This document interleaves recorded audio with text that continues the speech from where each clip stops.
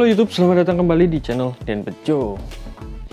Di video kali ini saya bersama mobil Yaris S 2012-11 kurang lebihnya di tahun-tahun itu. Permasalahan kali ini adalah kaki-kaki lagi, yang ini adalah rack setirnya. Ini ketika dipegang seperti ini berasa kocak ya.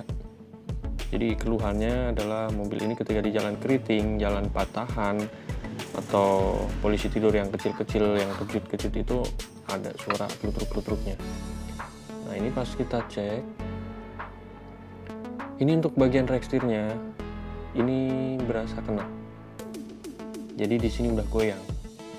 Saya buat video lambat, semoga kelihatan. Itu terlihat sekali bahwa untuk sebelah kirinya goyang. Jadi kalau untuk sebelah kiri ditahan oleh bushing rack setir ya. Jadi yang akan dilakukan nanti adalah penggantian bushing rack setir, bisa dengan menggunakan aslinya ataupun buatan yang lebih mantap. Jadi awalnya ini hanyalah penggantian kaki-kaki, niatnya mau diganti kaki-kaki semua, terot, long terot, ball joint, bushing sayap itu mau diganti semua. Begitu kita turunkan ternyata untuk rack setirnya sendiri sudah kena. Jadi mau nggak mau nanti kita bongkar rack setirnya. Kita nggak berlama-lama, langsung saja pada poinnya. Jadi di sini udah selesai penggantian bushing rack setir. Kali ini tinggal setting dan nanti akan saya jelaskan bagaimana cara settingnya supaya tepat, enak gitu, tetap enteng, setir bisa balik dan nggak bunyi gitu. Sebenarnya sederhana aja kalau udah posisinya kebuka seperti ini ya. Kita bisa gunakan tang atau apapun seperti ini untuk memutarkan rack setirnya seperti di dalam video. Kita putar ke kanan dan ke kiri. Kalau bermasalah akan berasa ada jeda, tapi kalau memang masih bagus atau sudah bagus itu akan berasa mulus dan putarannya pun sama gitu. Kecuali di bagian tengah-tengah, otomatis di bagian tengah seperti ini akan berasa lebih enteng dibanding ketika ada putaran. Jadi di tengah itu adalah posisi standby, itu akan lebih enteng. Nah kita tes, ini ketika mobil belok ke kiri ya. Jadi as yang kirinya dia lebih panjang, kita goyangkan begini, dia nggak bunyi. Oke, aman. Untuk kali ini karena bushingnya udah baru, kita gunakan teflon buatan untuk bushingnya kali ini. Dan jika sudah seperti ini, udah enak, kita goyang kanan kiri maju mundur udah nggak ada bunyi, berarti udah enak untuk bushingnya. Kita putar lagi kembali dan kita tes yang sebelahnya. Untuk di bagian sini juga ada penetelannya, jadi dia bukan dipegang bushing. Kalau di sini ada setelannya gitu ya. Saya lupa namanya apa, yang jelas ada setelannya, nanti saya tunjukkan di dalam video ini juga. Dan di sana ada pernya juga dan ada penyetelan itu sendiri. Dan nanti juga saya kasih tipsnya jika kesulitan. Dan ini adalah setelannya. Jadi setelannya ada di sini. Ini letaknya bisa kita gunakan dengan tanda tip X untuk pemutaran, pembongkaran supaya kita tahu aslinya itu berapa. Dan kita gunakan alat sederhana seperti ini dengan menggunakan baut. Ini adalah baut 2324 ya ukurannya. Bisa kita pakai, lalu kita bisa putar dengan kunci Inggris atau kunci 24-nya sendiri. Dan posisi netralnya ini rawan loh. Saya baru sadar bahwa posisi netral seperti ini justru karena dia mendapatkan tekanan yang benar-benar enteng dan itu lebih rawan. Jadi posisi netral seperti ini tolong dicek di bagian as-as yang kelihatan seperti ini, antara yang di kanan dan di kiri. Dicek aja. Karena bagian ini rawan ternyata.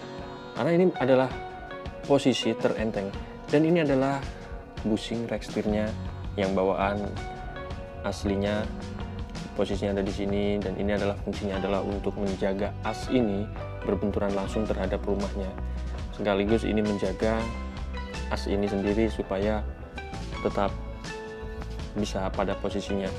Dan ini saya ganti menggunakan bushing teflon buatan, bisa dibikin di tukang bubut.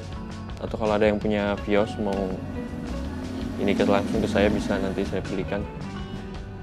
Ini Vios Yaris sama ya, posisinya sama percis, satu NZFE untuk kaki-kakinya sama, bahkan hampir semuanya sama.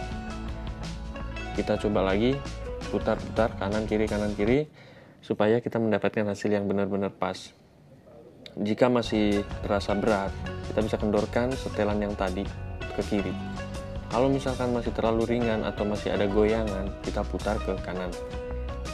Yang bagian kanan ini rawan, dan kalau misalkan udah cukup berat tapi masih ada goncangan juga, saya kasih tips kali ini di bagian setelan tadi. Sayang saya nggak ada fotonya atau videonya. Itu di dalamnya kan ada per. Sebelum per masuk, itu kasih saja satu mur baut 12. Seperti di dalam video yang pernah saya buat, dan linknya akan saya taruh di atas ini.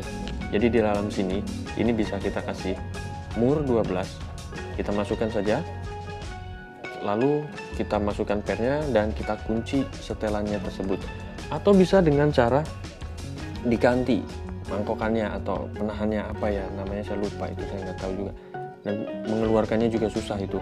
Jadi untuk cara mudahnya bisa digunakan seperti itu tadi. Oke, kita lanjut ke bagian part kaki-kakinya. Jadi kenapa Rextir ini bisa rusak? Kalau menurut saya ya, kalau salah tolong dikoreksi aja. Kenapa bisa rusak? Pertama, umur ya. Yang kedua adalah medan atau treknya. Mungkin jalannya sering berlubang atau jalannya emang rusak di daerah tersebut, jadi mengakibatkan guncangan berlebihan terhadap part-part kaki-kaki, sehingga bagian-bagian part seperti terot, long terot ini akan lebih cepat aus atau lebih cepat oblak. Dan kalau didiamkan lama-kelamaan itu akan merambat. Kerusakan tersebut akan diterima langsung terhadap oleh Rextirnya sendiri. Jadi itu yang menyebabkan kerusakan-kerusakan Rextir ataupun kerusakan kaki-kaki yang lainnya. Dan kalaupun ada yang udah mengganti terot, long terot, ball joint segala macam masih bunyi, ada kemungkinan kerusakan ada di dalam bushing Rextir tersebut. Dan ini ball jointnya udah sangat, ya udah parah ya segini ya, pasti akan menyebabkan bunyi.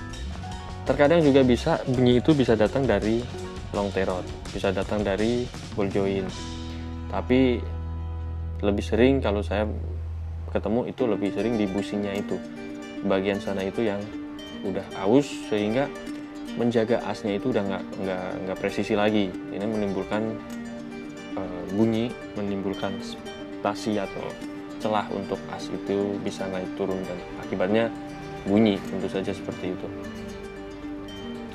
Dan untuk kalau saya sendiri ketika menangani kaki-kaki, kalau orangnya mau ya, saya tawarin mendingan buka turun langsung sekaligus seperti ini, jadi pengecekan juga lebih jelas apa aja yang perlu diganti nantinya, lebih tepat lah istilahnya.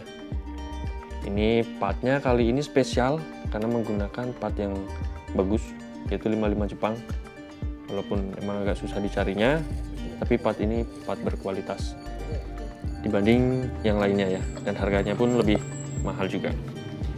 Dan oke, kali ini kita sudah selesai, kita nggak berlama-lama, langsung ke intinya aja. Jadi penyetelannya seperti itu. Barangkali ada yang kok saya belok ke kanan, pas ketika belok ke kiri nggak mau berbalik setirnya, coba deh dikurangin setelannya. Tapi ketika dikurangin alhasil malah jadi bunyi glutuk-glutuk, ya udah, coba-coba cara-cara yang tadi saya jelaskan. Mudah-mudahan bisa membantu. Jangan lupa like, comment, subscribe channel ini. Terima kasih sudah memilih video ini, sudah menonton video ini. Terima kasih.